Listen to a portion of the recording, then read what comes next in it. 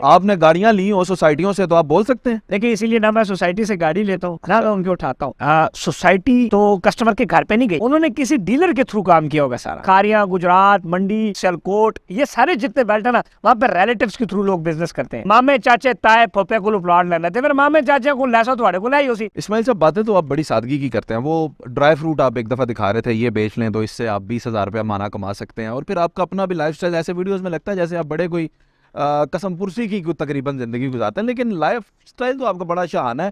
Plane بھی آپ اڑا رہے ہوتے ہیں, آپ پراڈو V8 سے نیچے بیٹھتے نہیں ہیں, تو یہ بڑا تضاد ہے اس کے اندر, یہ کیا وجہ ہے؟ لائف اسٹائل آپ کا ہونا اچھا چاہیے, گزاریں آپ سمپل لائف کو, لیکن وہ ضرورت جہاں جہاں ضرورت ہوتی ہے, آپ ایسی محفل ہے جہاں پر آپ کو لگتا ہے کہ آپ کو اچھی گاڑی لے کے جانی چاہیے تو وہاں پہ آپ کو اچھی گاڑی لے کے جانی چاہیے. لیکن یوتھ کو موٹیویٹ کرنے کے لیے آپ ان کو اچھا لائف اسٹائل بھی دکھاتے ہیں, اور ساتھ آپ ان کو جو کہ مڈل کلاس لوگ ہیں ان کو موٹیویٹ کرنے کے لیے آپ یہ بھی دکھائیں کہ ہم بھی یہی زندگی گزار رہے ہیں, کو ہم کو بہت باہر کے لوگ نہیں ہیں. اور جو جہاز اڑانے والی بات ہے وہ تو SPL اسٹوڈنٹ پائلٹ لائسنس میں لیا ہوا, ابھی میں فلائنگ اس کی کر رہا ہوں, تو وہ تو بس ایک شوق کے طور پہ کر رہا ہوں. اور باقی انسان جو ہے وہ ہمیشہ ایک سادی زندگی گزارنی چاہیے, اور اللہ نے اگر دی ہے تو اس کو ضرور آپ اچھی گاڑی, اچھا گھر, اور جو آپ سے ہو سکے اس کو لے کے چلیں ساتھ. سوسائٹی والوں کے خلاف بھی آپ ویڈیو بنا دیتے ہیں بعض اوقات کے, جناب یہ سوسائٹی ہے, انہوں نے یہ گڑبڑ کر دی ہے, یہ پلاٹ نمبر نہیں لگائے, فلاں کر دیا. یہ تو مافیا ہے, قتل کروانے تک آ جاتے ہیں, دشمنیاں, بڑی ایگوسٹک لوگ ہیں یہ.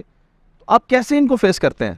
دیکھیں جی, بات یہ ہے کہ اگر آپ اپنے پروفیشن سے لائل لیے نا تو میرے خیال میں پروفیشن چھوڑ دینا چاہیے. ہمارے اب مجھے اللہ نے عزت اس لیے بھی دی, میرا کسٹمر بھی اس ٹائم ہزاروں میں اسی وجہ سے, ان کو پتہ ہے کہ خان ہماری آواز اٹھاتا ہے, اسماعیل ہماری بات سنتا ہے. اب کبھی ایسی سوسائٹی ہوتی ہے جو کہ کسٹمر سے 50% پیمنٹ لے لیتی ہے لیکن بیلٹ نہیں کرتی, تو میں ان کو ان کے خلاف ویڈیو بناتا ہوں کہ آپ اپنے کسٹمر کا رائٹ کیوں نہیں دے رہے. اپنی ذات کے لیے کبھی میں نے کوئی ویڈیو نہیں بنائی کہ یار اس سوسائٹی نے مجھے کم کمیشن دیا تو میں اس کے خلاف ہو جاؤں. لیکن جہاں پہ میرا ممبر ہے, میرا کسٹمر ہے, میرے سے چیز لی, میرے پہ ٹرسٹ کیا, اور اگر سوسائٹی ان کے ساتھ زیادتی کرے, بیلٹ نہ دے, پلاٹ نمبر نہ دے, یا جو وعدے نہ پورے کرے, تو ظاہری بات ہے سوسائٹی کے اوپر بھی ایک پریشر بطور کنسلٹنٹ ہمیں ڈالنا پڑتا ہے کہ آپ ان کا رائٹ. کدھر ڈالنا پڑتا ہے جی؟ کنسلٹنٹ تو ہیں, ان کی آواز ہی نہیں نکلتی ادھر. آپ نے گاڑیاں لی اور سوسائٹیوں سے تو آپ بول سکتے ہیں. دیکھیے اسی لیے نہ میں سوسائٹی سے گاڑی لیتا ہوں, نہ میں ایکسٹرا فیور لیتا ہوں, نہ میں ان کو اٹھاتا ہوں. ایک ایسا تعلق رکھیں سوسائٹیوں کے ساتھ کہ کل سوسائٹی اگر غلط کام کرے تو آپ بول سکیں. اگر انہوں نے آپ کے منہ لفافہ ڈیلر بن جائے گا نا, پھر اگر آپ نے لفافے لیے ہوئے ہیں بیک ڈور پہ تو آپ کے منہ پہ پٹی ہوگی, آپ ان کے غلط کو غلط نہیں کہہ سکیں گے. سو میرا خیال ہے کہ انسان کو جو پروفیشنلزم ہے, ایک ٹرسٹ آپ پہ لوگ کر رہے ہیں, اس سے لائل ہونا چاہیے. آپ اپنے کسٹمر کو ہمیں سوچنا چاہیے کہ کسٹمر کے ساتھ اگر زیادتی ہو رہی ہے تو اس کے لیے آواز بلند. باقی زندگی موت اللہ کے ہاتھ میں ہے, اور وہ کہتے ہیں نا کہ ہم نے بھی تو چوڑیاں نہیں پہنی ہوئی, اور وہ بھی جانتے ہیں. پھر وہ دیکھیں نا, ہر بندہ جانتا ہے کون بکری ہے اور کون صحیح بندہ ہے, اور دیکھیں وہ بھی سوسائٹی بھی اپریشیٹ کرتی ہے. میں آپ کو مزے کی بات بتاؤں, میں نے آج تک کسی سوسائٹی کے خلاف, تو وہ بھی آخر میں سوچتے ہیں یار یہ تو ہمارے ممبر کا فائدہ ہے, اور وہ جب اس کو, لیکن جب وہ کام بات مان جاتے ہیں تو ہم دوبارہ ان کو اپریشیٹ بھی کرتے ہیں. یہ ایک اوورآل چلتا رہتا ہے سلسلہ سوسائٹیوں کے ساتھ, نوک جوک, لیکن محبت بھی ہمیں ہے, ان سے ہم رزق بھی کماتے ہیں, وہ ہم سے کماتے ہیں. آپ کا رزق تو سوسائٹی سے بھی جڑا ہے, کسٹمر سے بھی جڑا ہے, دونوں سے جڑا ہے. زیادہ اس کے ساتھ ایک دفعہ چوز کرنا پڑ جائے, سوسائٹی غلط ہو جائے, تو آپ پھر کس کو چوز کریں؟ کسٹمر کے ساتھ کھڑیں گے, سوسائٹی کے ساتھ؟ کسٹمر کے ساتھ کھڑے ہوتے ہیں, اور ہر دفعہ کھڑے ہیں. ریسنٹلی بھی بہت ساری میری ویڈیوز موجود ہیں جس میں سوسائٹیوں نے بیلٹنگ میں نام نہیں دیے, یا فائنل لوگ کینسل کر دیتے ہیں, حالانکہ کسٹمر غلط ہوتا ہے اس میں, تب بھی ہم کہتے ہیں یار خیر ہے اس کو وغیرہ. لیکن سوسائٹیاں بھی, لیکن کسٹمر کی بھی بہت ساری غلطیاں ہوتی ہیں, جس کا ان کو بھی میں بتاتا رہتا ہوں کہ یہ غلطیاں انویسٹمنٹ کے دوران نہ کریں تاکہ آپ کو ایسے حالات نہ فیس کریں. اچھا دیکھیں, اوورسیز پاکستانیز ہیں, آپ کے ساتھ تو بہت اوورسیز پاکستانی جڑے ہوئے ہیں, کیونکہ آپ شاید ان پہلے لوگوں میں سے تھے جنہوں نے سوشل میڈیا پہ پاکستان میں انویسٹمنٹ, اور آپ کا بڑا کردار ہے ایک کیپٹل کو پاکستان میں لے کے آنے کا, ڈالرز کو, پاؤنڈز کو پاکستان میں لے کے آنے کا. میں مانتا ہوں اس بات کو, لیکن دیکھیں سوسائٹی ایک پاکستان میں ایک عجیب ہی ٹرینڈ ہے. پوری دنیا میں لوگ چیز بناتے ہیں, کہتے ہیں آ کے خرید لیں. پاکستان میں لوگ کہتے ہیں یہاں پہ سوسائٹی بنے گی, یہاں پہ پلازا بنے گا, آپ ہمیں پیسے دے دیں اس کے, اور لوگ دے بھی دیتے ہیں.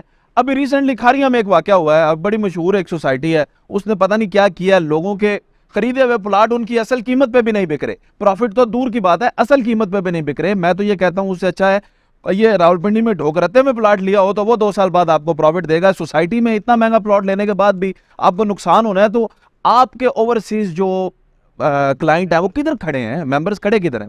دیکھیں بات یہ ہے کہ it is all about the consultant کہ وہ آپ کا پیسہ کہاں پہ لگا رہا ہے. اب کھاریاں میں جو ہے وہ سوسائٹی تو کسٹمر کے گھر پہ نہیں گئی, انہوں نے کسی ڈیلر کے تھرو کام کیا ہوگا سارا. جو ہمارا ڈیلر طبقہ ہے جو ہے وہ اس میں بہت اچھے لوگ بھی ہیں اور بہت غلط قسم کے لوگ بھی ہیں.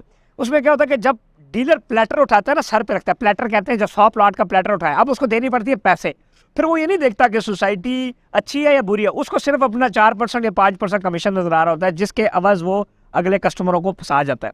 اور کسٹمر کی بھی یہ غلطی ہے کہ آج کل کسٹمر کیا کرتا ہے, ریسرچ نہیں کرتا, اپروولز نہیں دیکھتا, پروجیکٹ کا بیک گراؤنڈ نہیں دیکھتا. مامے چاچے تائے پھوپے کو پلاٹ لینا تھے, پھر مامے چاچے کو لیسا تھوڑے کو لائی اسی. اب ہاں جو بیلٹ پنجاب کی ہے, کھاریاں, گجرات, منڈی, سیالکوٹ, یہ سارے جتنے بیلٹ ہیں نا, وہاں پہ ریلیٹیوس کے تھرو لوگ بزنس کرتے ہیں. اب میں ہمیشہ بات کرتا ہوں, اگر آپ بیمار ہیں علاج ریلیٹیو سے نہیں ڈاکٹر سے کراتے ہیں. اس لیے اس طرح جب آپ نے انویسٹمنٹ کرنی ہو تو آپ ریلیٹیو یا اس کے بجائے پروفیشنل کنسلٹنٹس کے پاس ہے کہ آیا یہ چیز میں لوں یا نہ لوں. تو وہ غلط چیز جب لیتے ہیں تو وہ پھنسے ہوئے اور پھنسے رہیں گے. اور بات اوورسیز والی رہی تو اوورسیز تو بیچارے ادھر سے بیٹھے ہوتے ہیں, ان کو نہ کاکھ کا پتہ ہوتا ہے, ادھر وہ کسی پہ ٹرسٹ کر جاتے ہیں. تو میرا خیال ہے غلط بندے پہ ٹرسٹ کریں گے ویسے ہی پھنسیں گے. پھر کیا پہچان ہے جی غلط کی اور صحیح کی؟ غلط اور صحیح کی پہچان یہ ہے کہ آپ اس کا بیک گراؤنڈ دیکھیں کنسلٹنٹ کا, اس سے پوچھیں آپ نے کیا کیا پہلے. اگر ایک بندے کی دوسرا اس کا اس ایریا میں اسٹیک کتنا ہے. اب میں اگر مثال طور پہ پراپرٹی نامہ کی بات کروں, عمر ہائٹس, ریور ویو ہائٹ, عمر ریزیڈنسیز عمری, فیصل ہل میں عمر ہلز, عمر ولاس, اتنے پروجیکٹس جو ہم کر رہے ہیں, میں اگر ایک بندے کا 10 لاکھ روپے انویسٹ کراؤں اور اس کے جیب میں ڈال کے بھاگوں, میں کہاں بھاگوں, اربوں روپے کی اسٹیکس پاکستان کے اندر لوگوں کا بے شک پیسہ ہے لیکن ہمارے ساتھ بزنس کر رہے ہیں. سو یہ چیز ہے. دوسری بات یہ ہے کہ وہ کتنی ٹرانزیکشنز کر چکے ہیں, ان کے پاس ٹیمز کتنی ہے, کتنے شہروں میں ان کا ایکسپیرینس ہے. اب ایور 150 بندہ کام کر رہے ہیں, کنسلٹنٹس ہیں, اور خود تو میں نہیں پوری ٹیم ایک کنسلٹنسی دے رہی ہوتی ہے. تو جب تک ایک پراپر ٹیم نہیں ہوتی ہے ایک کمپنی میں